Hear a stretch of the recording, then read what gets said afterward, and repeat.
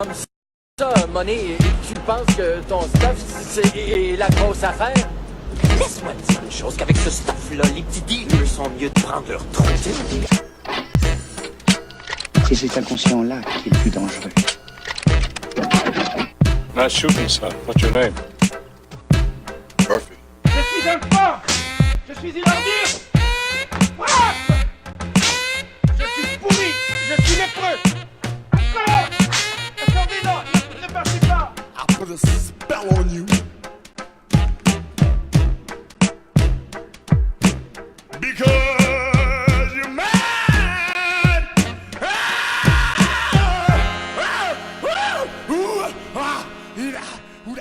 Bonjour à tous et à toutes et bienvenue à ce nouvel épisode du 7e Antiquaire, votre émission de cinéma aux proportions cosmiques dans laquelle nous explorons les contés éloignés de la cinéphilie atemporelle. Chaque semaine, un film de plus de 20 ans, scruté et disséqué par nos astronautes de l'image. Aujourd'hui, nous avons un plaisir, une chance et un honneur incroyable d'accueillir le réalisateur Yves Simoneau qui viendra nous parler de pourquoi l'étrange Monsieur Zoloc s'intéressait-il tant à la bande dessinée, qui est un documentaire exploratoire de 1983, et n'oubliez pas cette date, 83, portant sur l'univers de la bande dessinée. Avec nous, en nacelle, on a aussi Jimmy Beaulieu, qui est un artiste qu'on connaît derrière certaines œuvres célèbres, donc Comédie sentimentale pornographique, le plus récent Rôle de composition, et le grandement inspirant, celui qu'on a beaucoup référé à l'émission, Laisse pourrir au sol, Les entrailles de ton ennemi, qui parlait énormément, en fait, qui était une grande, qui puisait beaucoup dans l'imaginaire du cinéma giallo des années, cinéma giallo italien des années 70, italien et allemand. Bon. Et aussi Laurent Boutin, qui, c'est super le fun, j'ai participé à plein d'émissions avec toi, mais t'es là aujourd'hui, un des précurseurs du podcast sur la bande dessinée au Québec, parce que c'est vrai que tu as commencé un peu avant tout le monde, avec le projet Dans ta bulle, avec Julie. Oui. Et libraire pour Planète BD, ici à Montréal. Bonjour à vous tous, messieurs. Merci énormément de vous prêter à un tel exercice. Allô, Jean-Michel. Salut. Bonjour, Jean-Michel. Salut. Ah, je me suis pas présenté. C'est très... Jean-Michel Berthiaume, mesdames et messieurs. Ouais. Jean-Michel Berthiaume. Non, mais je suis sérieux, je suis vraiment content que vous soyez là parce que, bon, c'était une des émissions qui vient s'interrelier avec la section genre du pays de Marc Lamotte au Festival de Fantasia. Il y a eu une énorme présentation du film au cinéma impérial, mais puisque le film Pourquoi l'étrange Monsieur Zoloc s'intéressait-il tant à la bande dessinée est maintenant disponible sur les catalogues illico via le projet Éléphant, ben, le film est disponible pour tout le monde peut le voir, et j'ai l'impression que un film comme celui-là nécessite un contexte, nécessite une explication, surtout, comme je l'ai dit, à cause qu'il a été fait au début des années 80, et aussi une espèce de dépoussiérage, là, de dire, regarde, c'est extraordinaire, qu'est-ce qu'on a comme pièce d'archives ici, c'est immense, c'est pas un documentaire qui comporte 2 ou 3 entrevues, il y a à peu près un best-of de la bande dessinée européenne là-dedans, et pour l'époque aussi le best-of de la bande dessinée québécoise, ce qui fait que j'explose d'enthousiasme autour de ce projet-là. Puis bon, je dois remercier Marc et je dois aussi remercier M. Simoneau de venir en parler parce que ça n'a pas d'allure, ce truc-là. mais c'est ça, quand je dis ça n'a pas d'allure, comment au début des années 80, est-ce que ça partit de où, ce projet-là? Comment c'est arrivé? Merci. C'est une bonne première question. Ouais. D'où ça vient, d'où ça part. Alors, ça part d'un amour pour la BD. Quand j'étais plus jeune, c'est avec la BD que j'ai pris contact avec la lecture elle-même. Et les BD, quand on en a une, on la garde. Puis on la met dans sa bibliothèque, puis on en met une autre, puis une autre, puis une autre. Puis à un moment donné, ça crée une masse critique qui fait que ça dépasse tous les autres livres dans la petite bibliothèque chez nous. Et puis, le cinéma qui rentre tout à coup dans ta vie fait que tu dis, j'aimerais bien relier les deux sujets qui m'ont comme nourri depuis que je suis tout petit, c'est-à-dire le cinéma et la bande dessinée. Et puis, ça donne Zoloc, dans le sens que c'était une façon de relier les deux univers et d'avancer un peu dans ce que je faisais moi comme cinéaste. Donc, c'était vraiment comme, qu'est-ce que j'ai envie de dire, qu'est-ce que j'ai envie de faire? J'ai envie de faire du cinéma. À propos de quoi? Ben, j'aime beaucoup la bande dessinée. Ça s'est fait assez simplement. Mm-hmm. C'est pour le vendre, ça a été plus difficile. Mais d'ailleurs, justement, le film est particulièrement hybride. Oui. Moi, j'avais l'impression, vous me corrigerez si je me trompe, qu'on avait affaire à un désir de documentaire sur la bande dessinée et Oui. qu'on a dû le transformer avec les éléments fictionnels, même j'y vois du mime, Oui. de la danse un peu et tout, que ça s'est muté en cette espèce d'hybride-là. Est-ce que c'était déjà ça qu'on voulait faire au début Oui. ou c'était vraiment... C'était une rencontre. Et d'ailleurs, si tu regardes le film, il y a de la BD, des extraits de BD comme tel. Mhm. Il y a des extraits de films d'animation. Oui. Il y a des extraits de fiction, pure fiction. Puis il y a des entrevues. Donc, on se retrouve dans une espèce de bébite hors norme, qui n'a pas vraiment d'étiquette possible. On l'appelle un documentaire, mais dans le fond, c'est pas tout à fait un pur documentaire. Et c'est un peu ce qui faisait l'intérêt de la chose, à mon avis. C'est-à-dire que ça m'intéressait pas d'avoir des têtes parlantes. Tu sais, je veux dire, à l'époque, c'était même pas dans le radar, là, sous le radar. Je voudrais rencontrer ces gens-là pour qu'ils me parlent, qu'ils répondent aux questions que j'ai depuis toujours en lisant leurs albums. Mais il faut relier tout ça dans une forme qui soit intéressante pour ceux qui n'ont aucun intérêt pour la bande dessinée. Donc là, tu pars avec un mandat plus large et un public plus large. Et c'est ce qui a fait que le projet a fonctionné, en fait. Parce que si j'avais simplement poussé sur l'idée de rencontrer ces gens-là, ces artistes de bande dessinée, etc., l'intérêt au Québec à cette époque-là pour la bande dessinée était là, mais pour une marginalité. Là, il y avait pas, enfin, vous pourrez me corriger, là, mais il n'y avait pas énormément de choses. Là. Les gens ne se précipitaient pas pour aller acheter le dernier album de celui-ci ou de celui-là. Alors qu'en Europe, je veux dire, tu ne pouvais pas faire une rue sans avoir une librairie offrir des BD sur le trottoir tellement qu'il y en avait. Donc, c'était l'opposé de ce qu'on rencontrait ici au Québec. Mais le fait que j'ai comme proposé un concept qui mariait le cinéma, l'animation, la fiction, le documentaire, les gens ont été comme un peu... c'est un peu de la poudre aux yeux, dans le fond. Et on dit, ça va être quoi? Ben, j'ai dit, ça va être un film original qui porte ce titre-là. Et ils ont eu comme un moment de réflexion, mais ils ont fait confiance. Un jeune cinéaste qui avait une passion pour les deux formes d'expression qui l'intéressaient, la bande dessinée et le cinéma, et ils ont dit, bon, on y va. C'était pas un budget qui était dangereusement élevé, de toute façon.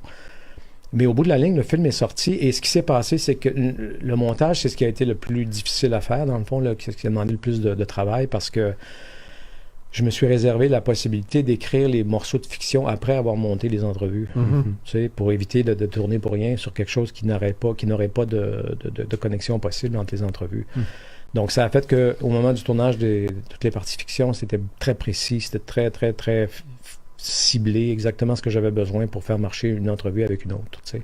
Et les sélections de bandes dessinées avaient été faites pendant le montage, un peu avant, mais pendant le montage final. Et au bout de la ligne, on s'est retrouvé avec un objet hybride, comme tu dis, là, qui est avec un titre de 2 lignes, pour être sûr qu'on avait 2 lignes dans toutes les entrevues. C'est astucieux. À l'époque, on fait feu de tout bois à un moment donné.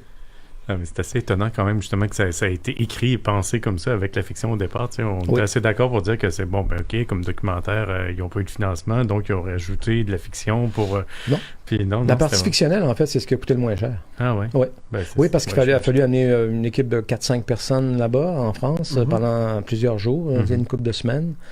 Et c'était là la majeure partie des dépenses. Le reste, ça a été tourné dans les studios de la maison de production elle-même. Donc, j'ai utilisé les corridors, les bureaux, la salle de projection, tout ça, ça existait. Ça s'appelait SDA, la compagnie qui était derrière ça. Ils avaient un studio sur la rue Saint-Mathieu. Et j'ai utilisé tous les coins de cet endroit-là sans que ça nous coûte rien, dans le fond. Ouais. Et puis, Michel Rivard, c'est quelqu'un que j'aimais bien à l'époque, beaucoup, parce qu'il avait fait pas seulement Beau Dommage, mais il avait aussi joué à la télé, puis la Ligue nationale d'improvisation, puis tu sais, c'est des gens éclectiques, et le personnage qui me manquait, c'était Zola, que j'étais un admirateur de Jean-Louis Millette depuis toujours, et le petit cul qui arrive de Québec, qui appelle M. Millette, puis lui dit « J'aimerais ça vous proposer quelque chose », puis il m'a écouté. Il va falloir être en bobette à la fin. Exactement. Il faut vraiment qu'il ait cru au projet, là, parce que je dis à la fin, il est en culotte courte, il est en sous-vêtements avec une cape. Oh, et il a embarqué parce que c'est l'enthousiasme du jeune cinéaste qui l'a gagné, c'est ce qu'il m'a dit par la suite. Okay. Et il n'y a jamais eu de questionnement sur pourquoi on fait ça et comment se fait qu'on le fait de cette manière-là. Lui, c'est un acteur qui avait cette discipline-là de dire « je dois faire fonctionner ce qui est écrit ». Donc, jusqu'à ce que je trouve la façon de le faire fonctionner, je vais travailler. Imagine, il ne demande pas de changer. Il te dit, c'est écrit sur le sol, c'est ça que tu veux faire? OK, alors je vais me trouver une façon de le faire. Et tu regarderais aujourd'hui les scénarios avec lesquels il travaillait, c'est bourré de notes, ça n'a plus de bon sens. C'est comme, tu ne reconnais plus ton scénario, il met des virgules, il change tout ce qui est autour de la ligne de dialogue pour lui se donner la piste à suivre. Et donc, ça se passe... Et moi, je regarde le film avec un grand plaisir parce que je retrouve cet acteur que j'adore, qui est Jean-Louis Miette, avec Michel, bien sûr. Puis il y avait d'autres aussi. Il y a Yves Desgagnés qui fait un petit rôle. Il ressemble à un des personnages de Red Ketchup. C'était incroyable. Et il y avait Paul Colpron qui faisait le personnage de Philémon, et puis etc. Donc, il y a toute cette partie fictionnelle qui s'est comme glissée d'une façon absolument naturelle dans la partie documentaire, parce que ces gens-là étaient ouverts à l'idée de, bon, c'est une BD, on peut faire à peu près ce qu'on veut, on est un peu moins coincé. Ça nous a donné cette liberté-là au niveau de l'expression. Mais c'est là où c'est super intéressant, parce que je trouvais que la performance de Jean-Louis Miette avait l'air très moderne dans la façon de... Puis c'est venu plus tard dans le comic book super-héroïque, c'est plus vers 86-88, où on a eu la complexité du personnage, le plan qui est au-delà de conquérir le monde. Il y avait déjà comme en 83 dans le film, des vagues métafictionnelles de je vais apprendre la solution du récit. J'étais comme, attends, là, on est vraiment tôt. Oui, mais si tu regardes dans le... Je veux dire, c'est Little Nemo, tu sais, tu peux retourner loin, là, puis ça dépend de la personne derrière le scénario et la bande dessinée elle-même. Les motivations, les questionnements métaphysiques ou spirituels ou peu importe sont toujours présents. Sauf qu'il y en a qui ne le mettent pas de l'avant, tu sais, puis ils mettent autre chose à l'arrière. Comme par exemple, il y a dans le film, c'est drôle, t'entends Druyet, je ne sais pas si vous avez bien vu le film, mais Druyet, il se prend pas pour de la petite bière. Ah ouais, il est content. Il s'approprie les Beatles, les Rolling Stones, c'est oui, nous autres, ça, c'est nous autres. Oui, il y a des bottes pointues, des culottes de cuir, puis, tu sais, mais tu regardes, c'est planches, c'est acheté par terre, là, tu sais, c'est extraordinaire. Le travail qu'il met là-dedans, c'est comme, wow! Donc, la rencontre avec ces gens-là a fait que tu t'aperçois que l'univers de la bande dessinée n'est pas un univers unique comme l'univers du cinéma. C'est rempli d'univers divers et de toutes sortes. Et qu'il y en a là-dedans qui, comme Moebius, par exemple, qui est un intellectuel de bande dessinée en ce qui me concerne, à part Blueberry et d'autres, là, mais je veux dire, quand il est Moebius, c'est un intellectuel de bande dessinée. Il sent vraiment qu'il y a quelque chose à faire avec ce médium-là qui pourrait avoir un effet sur le lecteur. Alors que si tu parles à Tardy, Tardy va toujours te dire, c'est mi-figue, mi-raisin comme forme d'expression. Ben pourtant, en tout cas, il est quand même assez sublimé. Ben c'est un de ceux dans le documentaire qui l'articule le mieux. Je trouve que les autres, je trouvais quand même que ça restait sur des anciens questionnements. C'est les questionnements est-ce que c'est pour t'sais? enfants ou pour adultes? Mais lui, il est quand même une petite coche, petite coche plus loin. D'ailleurs, je pense qu'il n'a jamais changé sa méthode de réflexion sur ce qu'il faisait. Il y a une forme d'insatisfaction permanente chez certaines personnes. Et lui, il en fait partie parce que même si ces bandes dessinées sont absolument originales et très, très intelligemment faites, je veux dire, il continue de critiquer son propre travail en disant que c'est peut-être pas quelque chose de majeur à faire. Et à l'autre bout du spectrum, t'as Druyet qui dit « J'ai changé la vie des gens ». Et entre les deux, t'as Gottlieb, Fred, tous ces grands rêveurs. Mais qu'il l'était encore. Ça aussi, c'est un des trucs qui m'a vraiment impressionné, c'est le moment parfait. Ouais. Que c'est vraiment tombé dans la plus belle époque. Oui, cette génération-là. Ben oui, parce que bon, il y en a qui ont moins bien vieilli que d'autres. Fait que là, de toutes les voir souriantes, de toutes les voir, on dirait, au sommet de leur forme ou de leur carrière, je ne sais pas exactement où est-ce que ça tombe dans la chronologie des albums, mais tout le monde a l'air extrêmement heureux pendant la bande dessinée. Ça, c'était... Oui, parce que, écoute, à l'époque, là, ça marchait fort. C'est-à-dire, t'entends les chiffres qu'Uderzo nous donne, là, à un moment donné, il y a 6 millions d'albums, plus après ça, dans le monde, 12 millions. Essaie de trouver ça, même aujourd'hui, ça n'existe pas. Là, ça, c'était pas la crise. Non, et puis, exactement. Donc, ils étaient dans l'âge d'or, si tu veux, puis le vent dans les voiles, puis on va essayer d'aller plus loin dans la forme d'expression, etc. Donc, c'est du monde qui, quand tu lui disais, on va faire un film sur votre travail, il disait pas, qui êtes-vous? Il disait, quand vous voulez le faire? Tu sais, je veux dire, c'était très ouvert. Moi, je me suis fait passer pour quelqu'un de beaucoup plus vieux. J'étais petit cul à l'époque, j'avais les cheveux longs, toute la kit, puis au téléphone, je leur disais, je fais un film pour Radio-Canada.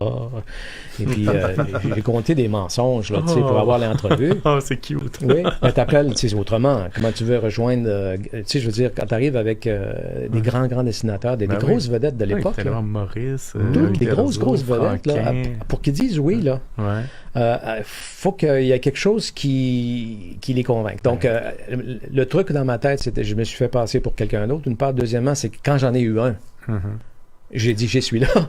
les autres sont venus après l'autre. Okay. Et j'ai failli avoir Hergé, c'est passé un cheveu, mais je parlais à sa famille, tout ça, puis il était prêt à faire l'entrevue, mais il est tombé très malade. Ben oui, c'est l'année où il est mort. Il n'était pas mort, il était sur son lit d'hôpital. C'est 83, c'est l'année. C'est l'année où il est passé, mais je veux dire, avec Franquin, c'est grâce à lui d'ailleurs que j'étais en contact. Okay. Il suivait ça de près, là, il nous a tenus au courant, puis il a dit, bon, je pense que ça ne sera pas possible de le faire. Mais je veux dire, quand même, justement, en parlant de Franquin, un des plus grands dessinateurs, là, je ne sais pas si vous êtes un amateur, là, mais le coup de crayon de ce gars-là...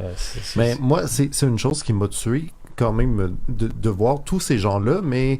Comment, bon, peut-être à part Druillet, tout le monde a une grande humilité face au métier et à leur travail. Puis, tu sais, là, je veux dire, tu sais, Hugo Pratt et Moebius, justement, c'est quand même des gros noms très importants. Mais Bilal. Tout le monde... Oui, ben, Bilal, le bébé Bilal, en fait, à l'époque. Je l'appelle comme ça, il est tout petit.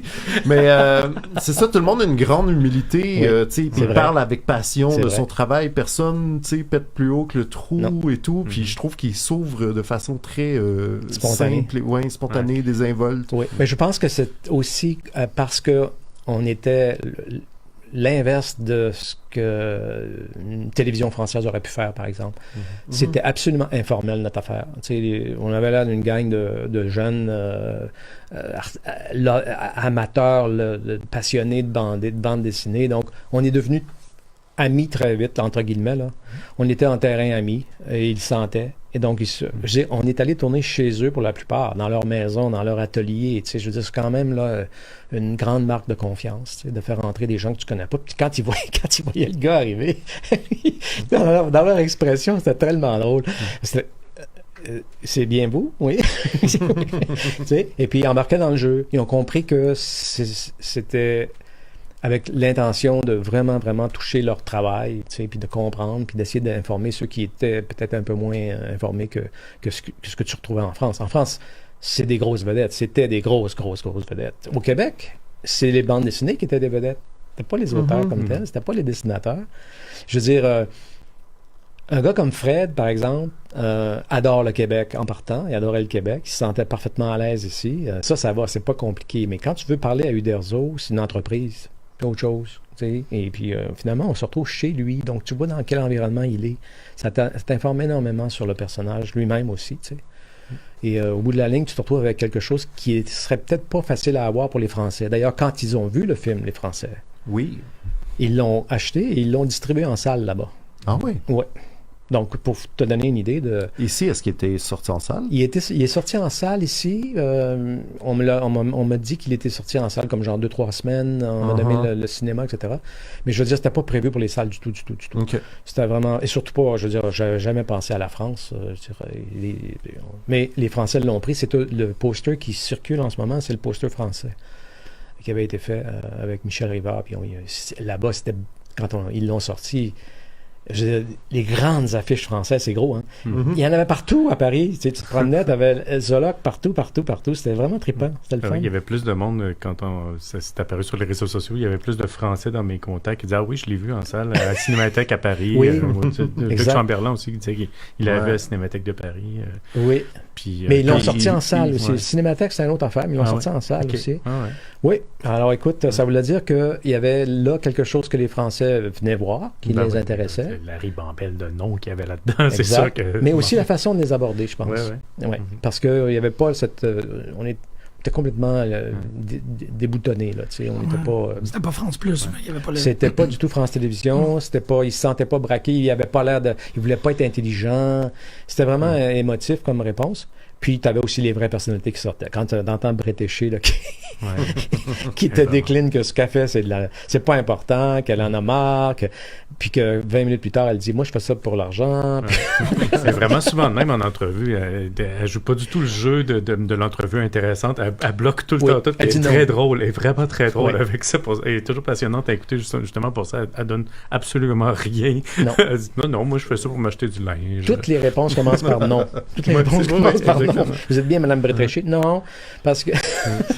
Mais c'était-tu la job, justement, de faire, comme Laurent disait, de dépasser cette espèce d'humilité-là? Parce que bien souvent, dans toute cette génération-là, quand tu lis les entrevues avec Maurice, Payot, Franquin, tout ça, c'est tout le temps, non, mais moi, je fais ça pour les petits-enfants, tout ça. Puis à un moment donné, vers la fin de leur vie, tu sais, Franquin, en l'occurrence, dans les entrevues qu'il donnait pour les fanzines, là, il se livrait un peu plus, il disait, non, je m'en fous des enfants, je travaille pour moi, tu sais. Puis il était beaucoup plus direct. Tu sais, aller chercher de la substantifique moelle en entrevue, là. Ben, il y en a quand même une couple qui se livre un peu plus dans le documentaire que cette espèce de prudence polie un peu belge. Là. Oui, mais en même temps, je vais te dire, j'ai senti que ces gens-là étaient sincères dans ce qu'ils nous disaient. C'est-à-dire que c'était pas une cassette formatée de réponses, parce que les questions n'étaient pas formatées. On partait dans toutes les directions. Tu sais, je leur posais une première question, puis dépendamment de leur réponse, j'allais à gauche ou à droite. Donc, ça fait que la personnalité ressort. Et dans le cas, par exemple, de Tardy et Pétillon, je leur ai donné les 4 grandes questions que j'avais pour les deux, puis j'ai dit, vous les posez. Okay. Tu vois? Et c'est pour ça que ça fait dans le film. Ça fait très intéressant dans le film, parce que c'est très fluide, cette conversation-là. Et il y avait pour chacun des dessinateurs une approche différente. C'est-à-dire qu'il y a des dessinateurs qui ne sont pas très intéressés à aller dans la formalité. Il y en a d'autres qui le sont plus. Comme quand on arrive chez Gottlieb, je veux dire, c'était génial parce qu'il adorait le Québec en partant. Puis il me dit, attendez, puis il s'en va dans sa discothèque, puis il revient avec un disque. Il dit, vous connaissez? C'est un disque de Paul et Paul. Aïe, voyons donc. Wow. Je m'attendais à Robert Charlebois, là, mais non. Paul et Paul. Ça, c'est mieux. Il dit, ils me font marrer. Ils me font marrer. Je craque. Et là, je dis, c'est extraordinaire. Ce gars-là, il est allongé de Paul et Paul. Et la semaine dernière, quand on a présenté le film à l'Impérial, Pierre Huet vient me voir. Il dit, c'est moi qui ai donné l'album.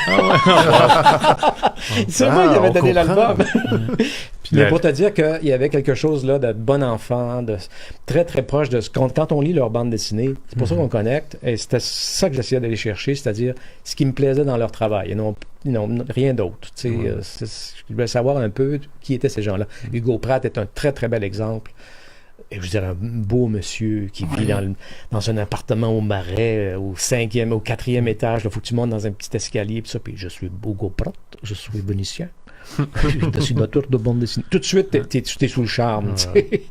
Alors, lui, il est très près de Corto Maltese. Ces gens-là, et même Franquin, tu regardes Franquin, il faisait penser à Gaston, à Ben Inigo, là, la façon dont il parle, les baguettes en l'air, puis il a toujours l'impression qu'il va tomber de sa chaise. C'est jamais tout à fait stable.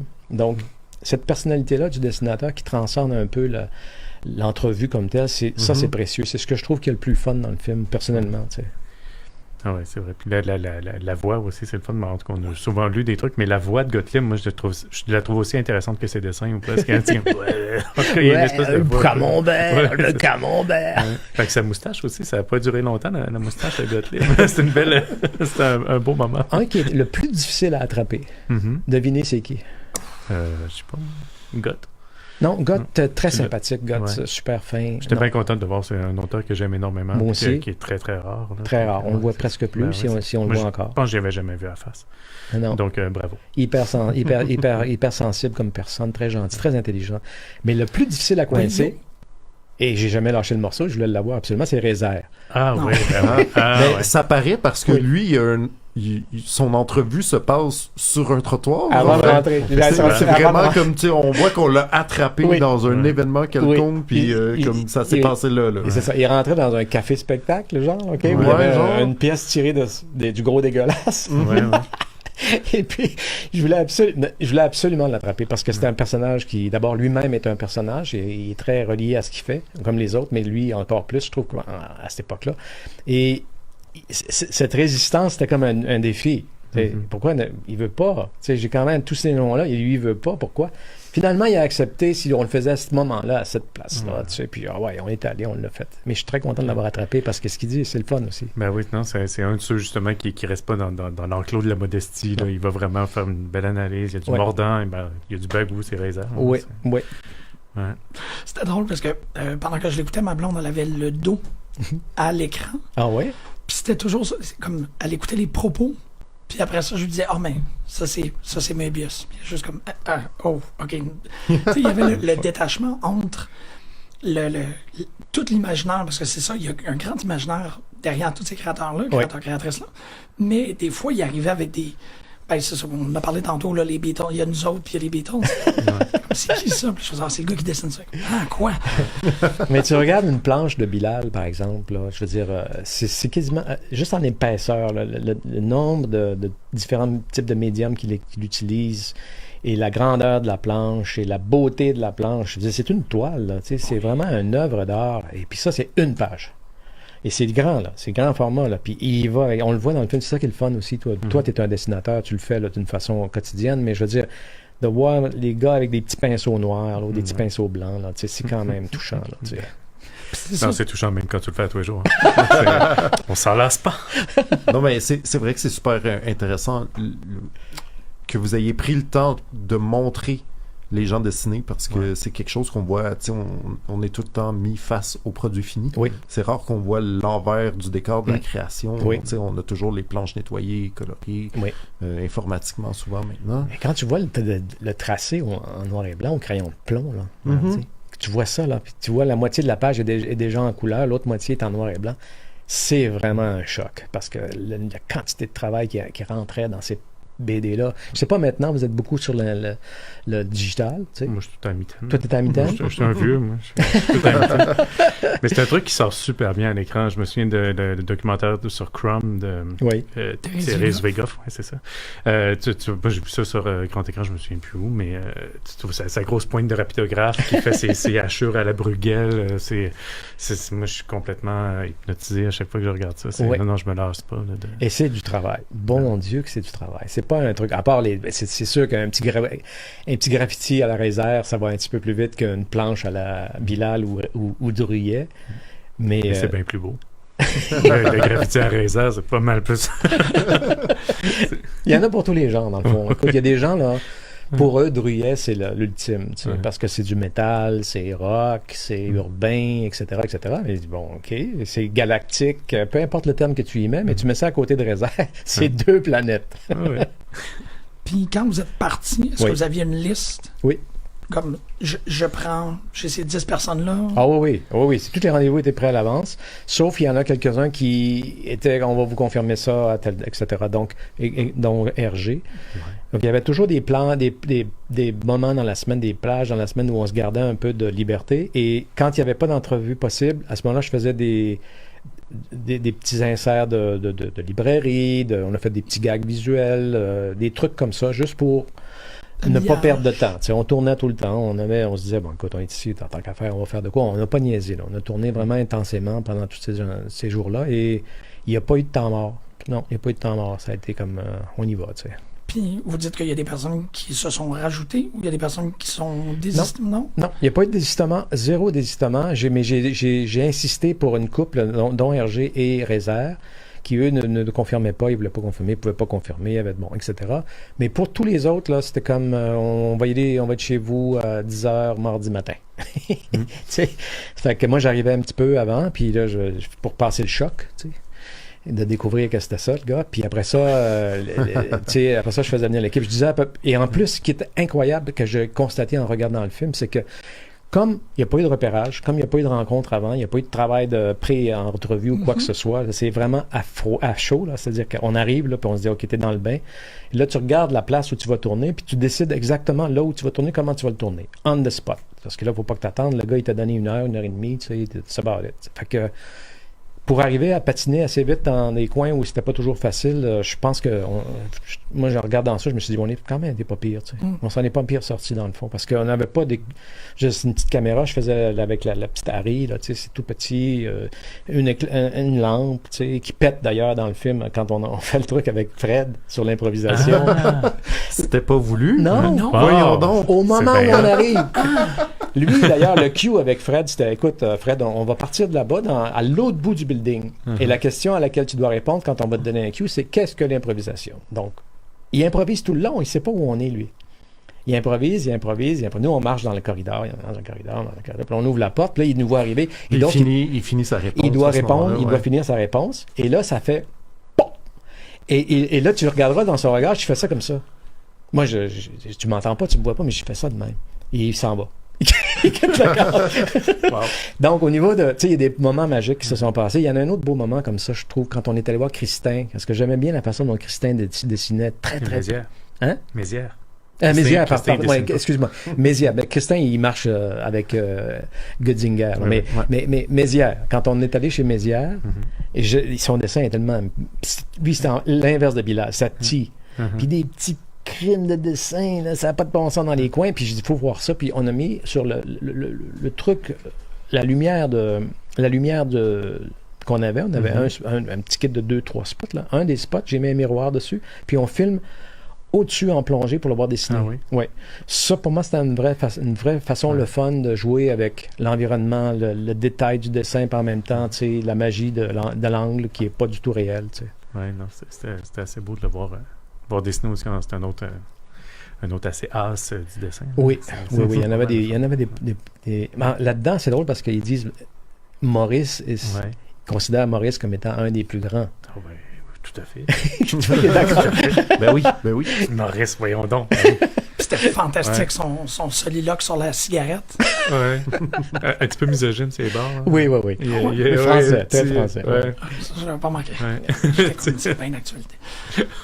J'ai dit, ça a dû faire casser des dents à l'Impérial. On l'a gardé, mais il l'a fait, il s'est pas caché, il était très ouvert. Mais monsieur Greg, par exemple, tu sais, un homme d'affaires.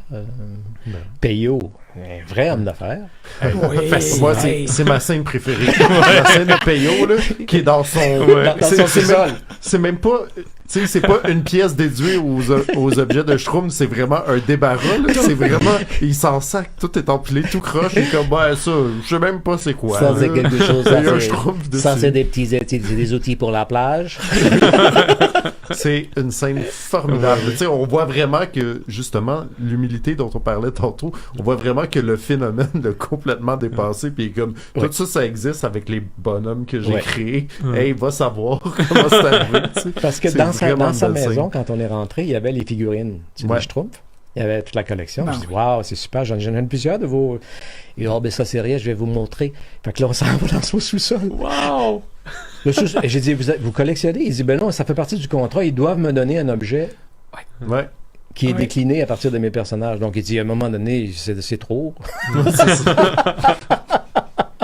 Son sous-sol était rempli. D'objets avec les Schtroumpfs, soit imprimés, découpés ou... c'est quand même le fun, juste avoir rencontré tout ce monde-là. Oui. On est revenu très content. On gardait nos bobines de film avec nous pour ne pas les perdre.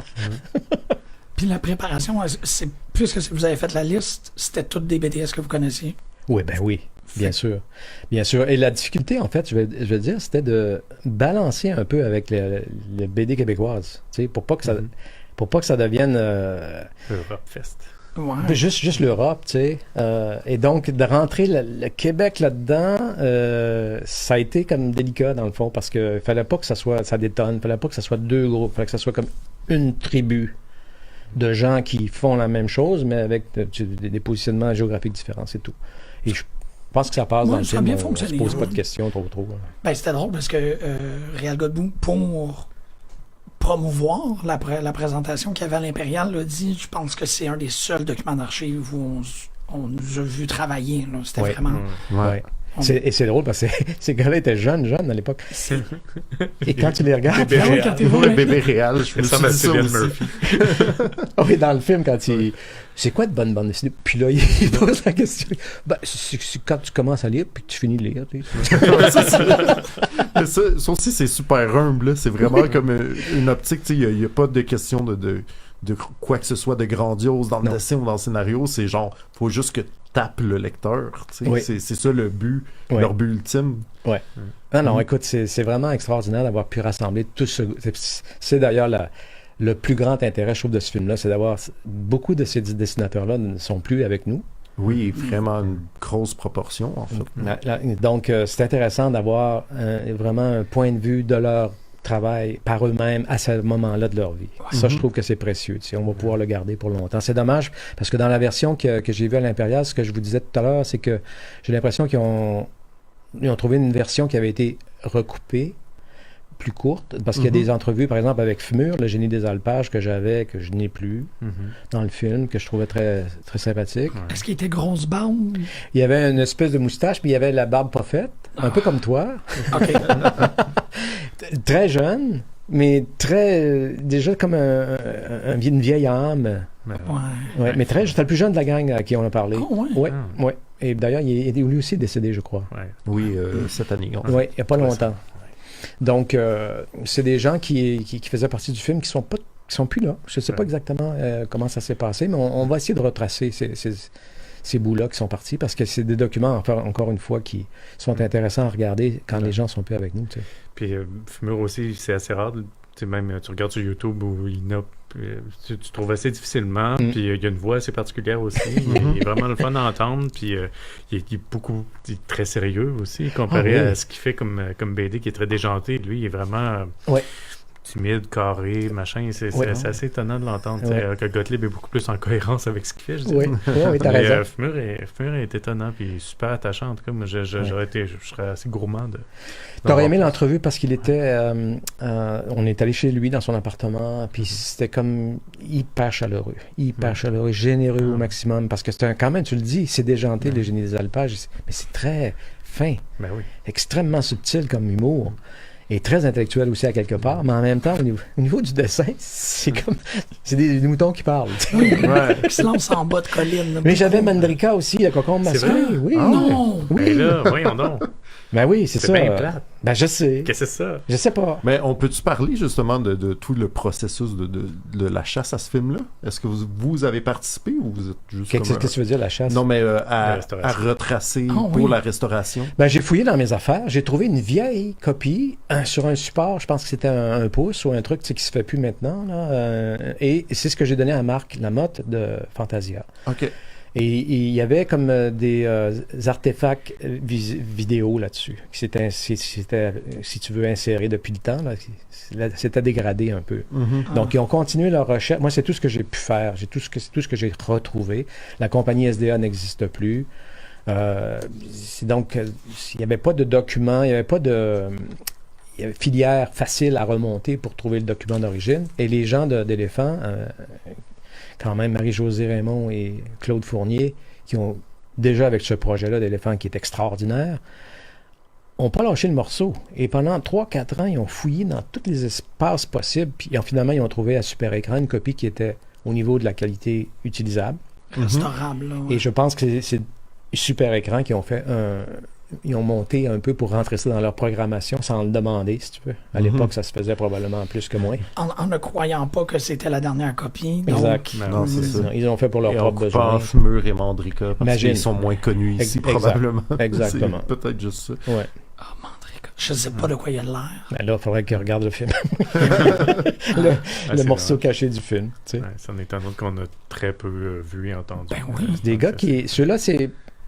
pour dire oui, là, ces gars-là, il fallait que... C'est la masse critique qui a fait qu'ils ont décidé d'embarquer parce que ils voyaient que c'était sérieux, tu sais. Puis qu'on n'y allait pas juste pour faire un reportage. C'était vraiment un film sur la bande dessinée. Puis une fois que tu as martelé cette idée-là, que là, à ce moment-là, c'est leur mode d'expression. Donc, tu sais, ils finissent par se dégêner parce que toi, tu le fais pas. Surtout l'approche des Québécois, en général, on est plus relax, tu sais, on est moins formel, on n'est pas monsieur, tu sais. Donc, et à l'époque encore plus parce que tu es petit cul avec les cheveux aux épaules.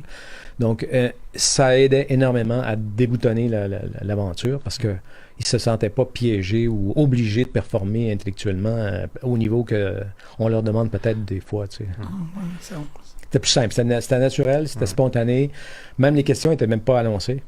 Non, c'est ça. Non. Et en même temps, si vous étiez à ce point-là fan, ben, ça devient juste une conversation. C'est une conversation. C'est ça, c'est comme... Une question de départ, puis après ça, on va voir ce que ça nous amène. Tu sais. Un peu comme qu'est-ce qu'on fait aujourd'hui. Y avait-tu des complications à la fois dans la restauration puis à la fois quand vous l'avez tourné avec les droits, par exemple, Philémon avec que tu appelles Toupette qui fait tout ça, c'est les permissions, tout ça à obtenir. À l'époque, les permissions, on les avait. Okay. Mais les plus complexes, c'est vraiment les extraits d'animation. Ouais. Ah, OK. Ben oui, parce que là, tu as plusieurs... c'est des compagnies différentes, puis c'est des voix, puis c'est les unions françaises, puis c'est la musique et tout le kit. C'est vraiment très, très, très complexe. Et tout ça a été fait par l'équipe de production de l'époque à SDA, Mme Boisvert, qui était productrice là-dessus. Et je pense que ça a été ça leur plus gros travail, en fait, dans le fond, essayer de dégager les droits. Maintenant, où ça en est, j'en sais rien.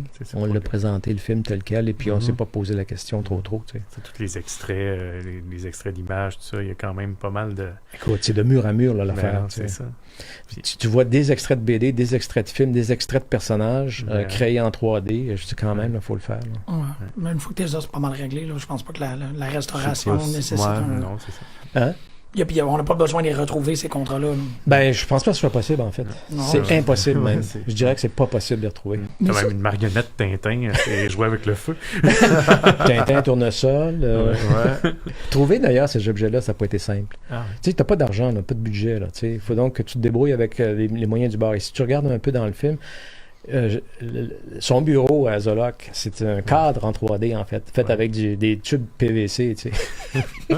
Et Vianney, qui était le directeur artistique, j'explique, on va faire comme un cadre BD. Et puis, en 3D. Mais il dit, bon, on va prendre du PVC. Tu sais. Je dis, il n'y a pas de problème. Du moment que j'ai mon cadre. Ben, il fait le cadre. Je vois sur le plateau, je dis, mais quand je mets la caméra, c'est pas proportionnel au cadre du film. Donc, ça veut dire que je vais avoir de l'espace soit en haut ou sur les côtés. Là, j'étais désemparé, tu sais, à l'époque. C'était la moindre petite affaire, le jeune cinéaste qui s'est dit, mon Dieu, mon concept. Et il était tellement pas content que je lui demande de rapetisser 3 pouces à chaque côté, parce que dans sa tête, c'était crème, ça fait pas de différence. Il n'avait pas catché, tu sais, le match. Et jusqu'au moment où il l'a fait, ça, c'est vraiment, tiens mon chapeau, parce que c'était un gars d'expérience, c'était vraiment un directeur artistique qui avait roulé sa bosse pendant des années, et puis là, il y a un petit cul qui lui demande de couper 3 pouces chaque bord, tu sais. Il le fait, puis là, il regarde et il comprend ce qu'il voulait faire. Fait que le cadre était parfaitement aligné avec le cadre du décor, donc ça devient une case 3D dans le film, tu sais. C'était ça l'idée. Wow. Mais c'est du PVC, c'est pas cher. C'est ça. Ça marchait, tu sais, Jean-Louis Millette, le théâtre expérimental un peu. Exactement.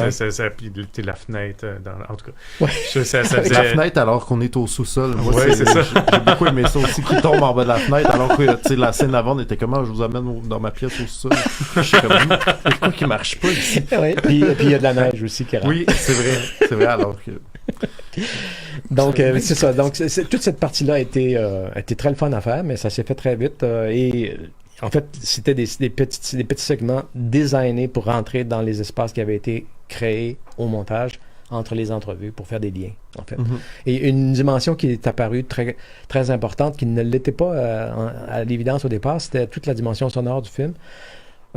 Paul Dion a fait le montage sonore, un immense travail, c'est pour toutes les petites affaires qu'il fallait mettre. Puis en mix, quand on a commencé le mix, on s'est dit, il manque des affaires. Et on est allé dans le boot, lui et moi, puis on faisait des voix, puis on faisait des bruits, puis on faisait tout. C'est tout le bruitage des cases de BD qu'on voit à l'écran, exact, c'est ça? Exact. Et aussi, ça paraît pas, mais le montage musique est extrêmement complexe. Oui, non, ça paraît. Ça paraît, la musique est vraiment surprenante. Oui, et c'était fait par un gars de Québec, en fait, qui avait un petit groupe, puis qui m'a envoyé un démo, et puis j'ai dit, as-tu d'autres choses? Il m'a envoyé toutes ces démos, et j'ai dit, on va prendre toute le kit au complet. Ah, oui. Tous les démos que tu m'as envoyés, on les prend, et j'ai fait le montage de cette musique-là, et ça passe d'un genre à l'autre, sans arrêt, comme ça.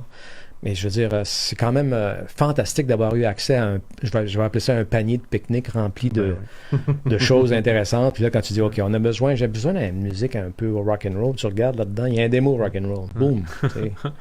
Donc, j'ai fait le montage de beaucoup de choses là-dedans. En fait, je regardais, j'ai 4 pseudonymes dans le générique de fin. Ah, c'est ça! Ça... Il y a une femme, 3 gars. Il y a c'est ça, la scénariste, une femme. Je me rappelle Marie-Josée. Je me rappelle pas son nom. Alors, il y avait Ève Simon. Elle, il y avait Ève Simon. Ève Simon. Il y avait Geoffroy de Bontemps. Il y avait Kane, qui fait le montage sonore, puis il y en avait un autre, Le Noir. Oui, je pense que c'était Jean Le Noir, Jules Le Noir, je me souviens pas exactement. Alors, ces 4-là, c'est des noms d'emprunt, parce que à un moment donné, ça faisait Yves Simon. C'était gênant, là, tu sais. Fait que on va en enlever, là, on va garder un quand même, puis on va mettre des... Je voulais quand même me souvenir que le travail avait été fait. On a passé énormément de travail, on a mis beaucoup de travail là-dessus. Et à l'époque, surtout, il y a une forme de parenté. Tu veux pas perdre ça. Tu dis, non, écoute. Et je suis content maintenant, je regardais ça, il faut que je me souvienne des noms. Mais c'est ça, de conserver ça, parce que tantôt, comme on parlait, il n'y a plus de copies. Non. Qu'est-ce que c'est en termes d'artistes? Il y a une époque où ce film-là n'existait plus. Pas seulement celui-là, en ce qui me concerne, je suis le cordonnier mal chaussé, j'ai pas de copie de mes... Quelques copies des fois un peu disparates, mais j'ai pas de référence correcte du travail que j'ai fait dans le passé, parce qu'on n'y pensait pas à l'époque, on faisait juste tourner, puis on était content du film une fois qu'il était passé, tu sais, passer au prochain défi, Ouais. tu sais. Mais là, il y a un deuil. Hein? Y a-tu un deuil pour ces œuvres-là? Non, il n'y a pas de deuil, mais il y a un regret peut-être. C'est-à-dire, j'aurais aimé ça, avoir un mentor à quelque part qui m'aurait dit, fais attention à ça, pense à ça, oublie pas ça. Tu sais, des affaires que tu vois quand tu es plus vieux, quand tu as fait ta démarche à toi, puis que tu vois d'autres qui commencent, des pointeurs, ça aurait été intéressant d'avoir. Mais bon, c'est pas le cas, donc j'en fais pas une maladie. Je suis content de voir que des gens comme Marie-Josée Raymond et Claude Fournier, avec le projet Éléphant, réussissent à sortir des boulamites des films comme ça. Moi, c'est mon 4e qu'ils font, là. Oui, c'est ça. Il y a dans le vent du dragon, Dans le dragon, les fous de bassin, les yeux rouges, puis Zoloc. Et puis là, ils sont en train de travailler sur Pouvoir intime. Ils cherchent à dégager les droits de Pouvoir intime, en fait. Donc, je veux dire, pour moi, c'est comme un cadeau qu'ils me font à chaque fois. Puis Marc Lamotte de Fantasia passe les films dans son festival. Donc, on se retrouve avec un public et il fait toujours la même chose. Il pose la question au début, qui a vu le film? Et dans le cas de Zoloc, par exemple, il y avait peut-être sur 300 personnes, 10 personnes. Mm-hmm. Donc, c'est tout le temps un nouveau public qui est là. C'est quand même extraordinaire. Ben oui, mais c'est ça. Ce film-là, il y a un 20 ans là, Vide. D'absence totale. Plus que 20 ans. Plus que 20 ans. C'est vraiment plus que 20 ans. On parle de 30 ans. Là. Donc, pour beaucoup de gens, ce film-là est une découverte. Ils découvrent quelque chose qui n'avait pas d'existence pour eux à l'époque. Et puis, il y a un plaisir de vivre cette expérience-là en tant que cinéaste, pour moi, parce que je le vois pas comme... je le redécouvre, en fait, comme un spectateur ordinaire. Et je prends plaisir de la même manière qu'un spectateur ordinaire. Il y a bien des bouts là-dedans que j'avais oubliés, d'autres bouts dont je me souvenais parfaitement. Ah oui? Oui. Tu sais, quand il arrive Drouillet avec ses bottes, je me souviens du plan. Parce que j'avais fait faire 2 ou 3 fois parce que il s'arrêtait jamais à la bonne place, tu sais, puis je voulais la pointe directement dans la lentille, puis l'autre pointe directement là pour avoir la longueur des bottes, tu sais, qu'il y avait des bottes qui finissaient plus. Mais ça, c'est des plans dont je me souviens très bien, mais à part ça, tu sais, il y a des bouts que je redécouvrais avec plaisir en même temps que le public, donc c'est toujours une expérience, le fun. Puis c'est quoi j'étais hors de la ville pendant la présentation, le public qui ont embarqué à quel moment? Ah, tout le début, parce que c'était un film qui ne suit aucune structure pas de connue. Convention, vraiment, pas de convention, vraiment. Donc, tu mets ton jugement un peu à côté à ce moment-là. Tu sais, tu dis, bon, on va voir où ce qui nous amène. Et tranquillement, tu es dedans, puis après ça, tu dégustes. Surtout si tu es un amateur de BD. Si tu n'es pas un amateur de BD, tu es curieux. Parce que ce qu'ils disent, ça s'applique en fait à plusieurs arts. Tu sais, c'est pas un truc qui est réservé à la BD. Et donc, ça peut t'intéresser aussi, même si t'es pas un fan de BD. Mais de voir ceux qui sont derrière les dessins que tu as vus, à quelque part, à un moment donné ou à un autre, c'est toujours intéressant. Mm-hmm. Et surtout que ce qu'ils disent, c'est pas con, tu sais. C'est ça, c'est pas banal. Non, c'est pas banal. C'est des gens qui passent énormément de temps en solitude. Oui. L'art de la bande dessinée fait que tu as des crampes à la main, mais que le cerveau continue quand même. C'est ça, c'est que tu te fais, wow, ces gens-là... Oui. Non. Ça fait un beau document au bout de la ligne à revoir pour moi, le cinéaste, puis pour ceux qui ne l'ont pas vu, je pense que ça a une valeur d'archive qui est assez intéressante. Tu sais. Absolument. Ouais. Oh, ouais. Oui. Parce que moi, non, mais je le regardais, puis j'étais à chaque nouvel intervenant, j'étais comme, c'est telle personne. Oh mon Dieu, lui, il vient de mourir. J'étais comme vraiment très expressif. Puis je suis comme, tu sais, ne serait-ce que justement, ceux que je connais déjà ont l'air vraiment tout jeune, ou des fois je suis comme ok, c'est ça la face de cette personne-là, ou mon Dieu, c'est la première fois que je pense que Greg, je pense pas l'avoir jamais vu filmer, tu sais, j'avais vu des photos et tout, mais je pense pas que j'ai vu de documents audiovisuels avant ce moment-là. Bonhomme très généreux qui connaît, c'était un espèce de maniaque de l'histoire de la BD en plus. Mm-hmm. Tu t'assois avec ce bonhomme-là, il va te parler pendant des heures des origines de tel personnage, c'est incroyable. La connaissance qu'il a là tu vois que c'est un amateur très averti qui fait pas juste de la bande dessinée, mais qui en mange. Et pourtant, c'est un monsieur qui a l'air d'un il est très comptable. C'est ça. La cravate, la cravate, puis les lunettes, puis les cheveux à la René Lévesque. Là, ça part en arrière, puis ça fait un swing en avant. Tu sais qu'il n'y en a plus en dessous. Là. Moi, j'avais une question. En fait, on est en 83. Ouais. J'imagine qu'à cette époque-là, dans le domaine francophone, on parle pas vraiment beaucoup du manga. Par contre, on parle pas non plus de la BD américaine, anglophone. Est-ce que c'est un choix ou d'intérêt ou de budget ou de manque de temps? De sujet, ou... c'était pas le sujet. OK. Tout simplement. C'était vraiment le but. La bande dessinée francophone. OK. Oui, dans l'univers francophone. On a tourné donc au Québec, à Paris et en Belgique, à Bruxelles. Mm-hmm. Et c'était ça le sujet du film. On voulait pas s'intéresser parce que tu vas en faire un autre film d'ailleurs. Ça s'est fait là, sur les comic books puis tout ce qui est l'univers de la BD américaine, c'est très très vaste. Mais des BD anglaises aussi. Il y a quand même des choses importantes là aussi. Donc, tu peux pas vraiment mélanger les deux parce que c'est comme un peu peut-être diminuer le plaisir dans un certain sens. Ouais. Et deuxièmement, moi, je parlais pas l'anglais. Du tout. OK. Je parlais pas l'anglais du tout. Parce que c'est ça, je voyais que, tu sais, comme il y avait du monde de l'Europe, des Québécois et tout, ça pourrait être voulu comme un panorama plus ou moins mondial.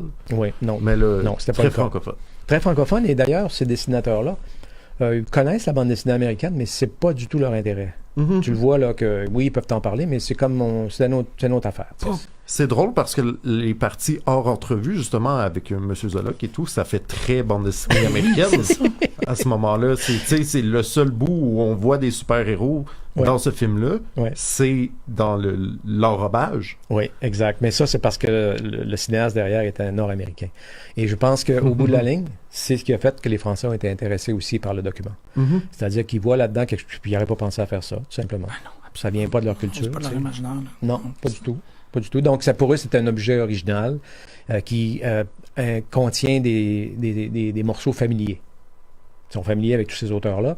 Ouais. Mais la façon de les aborder, de les présenter, de les questionner, c'est comme un hop, ça vient de nulle part pour eux autres. Ça part du champ gauche, tu sais. Donc, ça rend le document un peu plus intéressant dans ce sens-là. Tu sais. Puis pour nous aussi, au Québec, c'est quand même Jean-Louis Miette, Michel Rivard, ça aidait un peu à démocratiser, si tu veux, l'affaire. Puis il y avait nos dessinateurs d'ici, Garnett et compagnie, là, tu sais, donc ça donnait un petit quelque chose, quoique les dessinateurs québécois, en général, n'étaient pas connus, dans le fond, tu sais. Pas vraiment. C'était pas... Ouais. Garnett dessinait pas encore pour Le Devoir, je pense. Peut-être Godbout-Fournier. Oui, c'était les connu. débuts. C'était Crow, ouais, c'est ça. Mais c'était plutôt pointu, dans le fond, tu sais. C'est pas la grande... Aujourd'hui, t'as des... Tu sais, bon... je dirais, si tu vois les dessins quotidiens dans les journaux, ça a quasiment plus d'impact maintenant que ça en avait. Là. À l'époque, c'était plutôt la bande dessinée d'Europe qui nous envahissait. T'sais, tout le monde connaissait Astérix. Là. Oui. On se pose pas de questions. Évidemment. Je veux dire, les génies des alpages, c'est peut-être un peu moins connu à l'époque, mais quand même, les gens savaient c'était quoi. T'sais. Mais d'ailleurs, moi, je trouve ça très bien que c'est pratiquement la première phrase du film où on voit un bout d'un dessin animé de Astérix et où Zolok nous dit tout de suite non, c'est pas de ça qu'on parle, ce n'est pas de la bande dessinée, ça c'est des dessins animés, ce n'est pas la même chose. Oui. J'ai comme tout de suite là, il y a la volonté de montrer où est-ce qu'on s'en va, puis de arrêter, c'est comme tout de suite, vous utilisez pas les bons termes, vous le spectateur, parce qu'il fait face à la caméra quand il dit ça. Et tu sais, j'ai trouvé ça comme wow, tu sais, il y a encore beaucoup de gens qui sont mêlés, qui mélangent les deux, mélangent les deux, qui utilisent un terme pour un et l'autre, là, comme si c'était interchangeable, alors que c'est pas du tout la même chose. Puis c'est ça qui dit non, ça ne bouge pas, c'est de ça qu'on parle. Exactement. Et puis c'est drôle parce que il y a des gens qui pensent que quand ils voient un film d'animation, ils savent pas que ça vient d'un album. Tu vois? C'est que le monde de l'animation en soi est suffisant pour eux. Et donc, de découvrir qu'il y a des personnages dessinés avant dans des albums, tout à coup, ça devient... Je dirais que c'est encore le cas. Le cas? Moi, je suis libraire. On m'a déjà demandé s'il y avait ça, des bandes dessinées des X-Men. Parce qu'on avait vu les films, alors que, tu sais, justement, il y a eu une bande dessinée 40 ans. Et, tu sais, à tous les mois, 40 ans avant les films. Imagine. Au moins, fait que, on n'est pas sorti de là. Alors, qu'est-ce que tu réponds à ce client? Je leur dis, oui, en fait, ça vient de là. Tu sais, là, c'est un exemple un peu extrême, mais disons que avec The Walking Dead, la série télé, on l'a beaucoup vu aussi. Il y a une bande dessinée de Walking Dead. Oui, ça vient de là, en fait. Tout le monde est surpris. C'est sûr que le cinéma et la télé a encore beaucoup plus de portée bien sûr. que la bande dessinée. Bien sûr. Mais la bande dessinée a magie de capter ton imagination quand tu es tout petit, tu sais, facilement. C'est pas compliqué. Tu rentres dedans. Quand tu regardes la marque jaune, tu sais, ça reste encore marqué dans ta tête. Même s'il y a trop de texte, des fois, tu te dis... Oui, définitivement. Trop de texte, mais à l'époque, quand tu les lis pas, tu passes à autre chose. Après ça, tu les relis un peu plus, puis après ça, tu les relis complètement. Tu sais, ça peut se faire par étapes avec ce genre de BD-là qui était un peu plus, je dirais, qui demandait un peu plus d'effort. Mais il y en a d'autres, Astérix, 0 effort. Ouais. Facile, Ça tu rentres coule tout là-dedans, seul. tu vas le lire 3 fois en ligne tellement que c'est facile. Tu sais? Donc, la bande dessinée est un super beau moyen d'ouvrir les portes de lecture à des enfants. Moi, j'ai gardé tous ces albums-là. Chaque fois qu'il y a des enfants qui viennent, je les sors, tu sais, je leur propose, je regarde ça. Puis c'est immédiat, il y a un intérêt immédiat. Et je trouve ça le fun de montrer autre chose que... Tu sais, les bandes dessinées américaines qu'on voit là, traduites en français, le chat, là, tout le kit, là, bon, c'est correct, ça, j'ai aucun problème avec ça, mais je trouve que c'est encore plus intéressant de leur faire découvrir des œuvres francophones à partir des grands dessinateurs, tu sais, qu'on a dans le film. Wow, hey, merci énormément. Non, mais j'avais fait une blague en début d'émission qu'on arrivait toujours à un niveau de confort aux 3 quarts de l'émission, puis merci beaucoup, M. Simoneau, pour vraiment la rencontre. Laurent, merci. Quand tu veux. Incroyablement. Je trouve ça... C'est ça. Mon enthousiasme devrait être déplacé vers le film. Allez regarder ça. C'est disponible sur le catalogue d'Éléphant parce que, comme on l'a dit depuis la dernière heure, c'est une pièce d'archive incroyable qui a failli disparaître, mais qui n'a pas disparu. Grâce à Éléphant, ça c'est sûr. Merci beaucoup. Moi qui vous remercie. D'avoir participé à l'émission et passez une bonne journée, bonne semaine. Oui. Salut, au revoir. Salut, merci.